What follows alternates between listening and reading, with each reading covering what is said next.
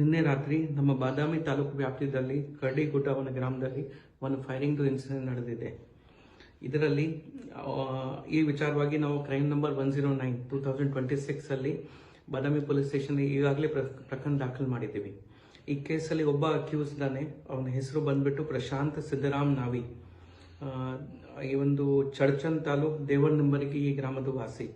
ಇವನ ಮೇಲೆ ಈಗಾಗಲೇ 10 ಪ್ರಕರಣಗಳು ಇದೆ. ನಿನ್ನೆ ರಾತ್ರಿ ಸುಮಾರು 10:30 ಗಂಟೆಗೆ ಕರಡಿಗುಡ್ಡ ಗ್ರಾಮ ಹತ್ತಿರ ಬೈಕ್ ಮೇಲೆ ಒಬ್ಬನೇ ಬರ್ತಾನೆ. ಇವನು ಬೇಸಿಕಲಿ ರಾಬರಿ ಮತ್ತೆ ಥೆಫ್ಟ್ ಕೇಸ್ ಅಕ್ಯೂಸ್.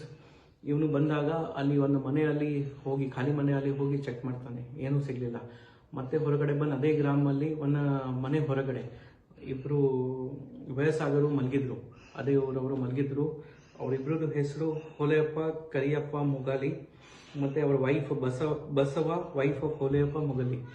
ಇವಿಬ್ರು ಮಲಗಿದಾಗ ಇವನು ಅಕ್ಯೂಸ್ ಅವನಿಗೆ ಚೆಕ್ ಮಾಡ್ತಾನೆ, ಅವನ ಬಾಡಿ ಮೇಲೆ ಏನಾದರೂ ಜ್ಯುವೆಲ್ಲರಿ ಅಥವಾ ಕೇಶ ಏನಾದರೂ ಇದೆ.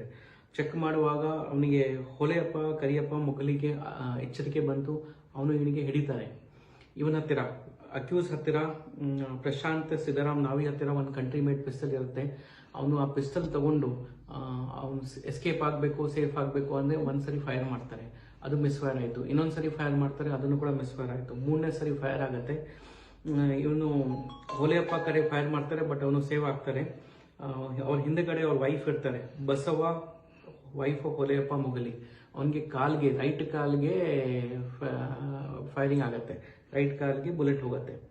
ಇದು ತಕ್ಷಣ ಅಲ್ಲಿ ಎಲ್ಲ ಇದು ನೋಡಿ ಅಲ್ಲಿ ಅಕ್ಕಪಕ್ಕ ಮನೆಯವರು ಬರ್ತಾರೆ, ಅವರಿಗೆ ಹಿಡಿತಾರೆ. ನಮ್ಮ ಪೊಲೀಸ್ಗೆ ಕೂಡ ಮಾಹಿತಿ ಕೊಡ್ತಾರೆ. ನಾವು ಹೋಗಿ ಊರಿಂದ ಅಕ್ಯೂಸ್ಗೆ ಕರ್ಕೊಂಡ್ಬರ್ತೀವಿ. ಅವ್ರ ಕಡೆಯಿಂದ ನಮಗೆ ವೆಪನ್ ಸಿಕ್ಕಿದೆ, ಕಂಟ್ರಿ ಮೇಡ್ ಪಿಸ್ಟಲ್ ಇದೆ, ಲೈಸೆನ್ಸ್ ವೆಪನ್ ಇಲ್ಲ.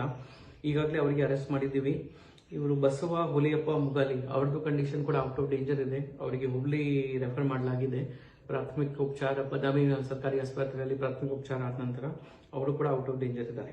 ಇವನಿಗೆ ಯಾವ ರೀತಿ ಇದು ಕಂಟ್ರಿ ಮೇಡ್ ಪಿಸ್ತಲ್ ಸಿಕ್ತು, ಬೇರೆ ಯಾವ ಕೇಸಲ್ಲಿ ಇನ್ವಾಲ್ವ್ ಇದ್ದಾನೆ, ಯಾಕೆ ಈ ಕಡೆ ಬಂದಿದ್ದಾನೆ, ಅದ್ರ ಬಗ್ಗೆ ನಾವು ಡೀಟೇಲ್ ಆಗಿ ಇನ್ವೆಸ್ಟಿಗೇಷನ್ ಮಾಡ್ತಾ ಇದ್ದೀವಿ.